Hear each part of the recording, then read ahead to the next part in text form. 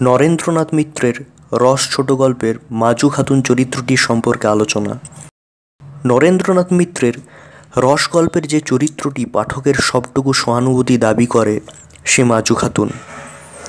তার জীবনটাই বিড়ম্বনা।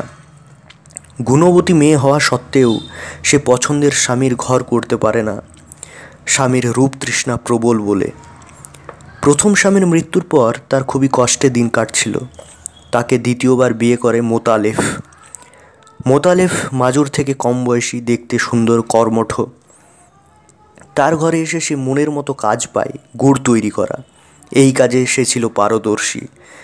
তার তৈরি গুড় বাজারের সেরা, বেশি দামে বিক্রি হয়। এটা মোতালেফ জানতো বলেই মাজুকে বিয়ে করেছিল। মাজু বিবি মোতালেফের মতো স্বামী পেয়ে, পছন্দের কাজ পেয়ে মনে মনে খুবই খুশি। আন্তরিকতায়, যত্নে, ভালোবাসায় মোতালেফকে সে ভরিয়ে তুলতে চায়। কিন্তু মোতালেফ তো মাজুকে নিয়ে সংসার করার জন্য তাকে বিয়ে করেনি। সে তাকে বিয়ে করে ভালো গুড় তৈরির মেশিন হিসাবে। ভালো গুড় বেশি দামে বেচে পছন্দের পাত্রীকে ঘরে আনার পণের টাকা জোগাড় করতে সে মাজু খাতুনকে বিয়ে করে। যেদিন সে টাকা জোগাড় হলো, যেদিন গুড়ের মরশুম শেষ হলো, সেদিন মিথ্যা অপবাদ দিয়ে তালাক দিল মাজুকে। মাজু বিবি বুঝল কত বড় শয়তান, সাংঘাতিক ছলচাতুরির মানুষ তার পছন্দের স্বামীটা। মাজুকে তাড়িয়েই মোতালেব ঘরে এনেছে ফুলবানুকে। তাদের সুখ যেন আর ধরে না।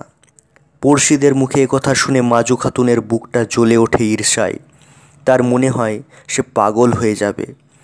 এই মনোকষ্ট ঘুচাবার জন্য সে ভাসুরের আনা সম্বন্ধ 50 বছরের বুড়ো নাদির শেখকেই বিয়ে করে তার সংসারে এসেছে। সে সংসারে রসগুড়ের কোনো বালাই নেই। সেই সংসারে একদিন গুড় পাঠালো মোতালেফ, নিজের অবস্থা জানান দেওয়ার জন্য। পরে একদিন দুভাড় ভালো রস নিয়ে হাজির মাজু খাতুনের কাছে।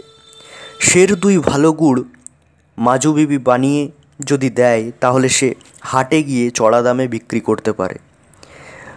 মাজু প্রথমে গালমন্দ করলেও এই অসহায় অনুতপ্ত দ্বিতীয় স্বামী মোতালেবকে তাড়িয়ে দিতে পারেনি। এখানেই মাজু খাতুনের চরিত্র জীবন্ত, সার্থক নারী চরিত্র হয়ে উঠেছে।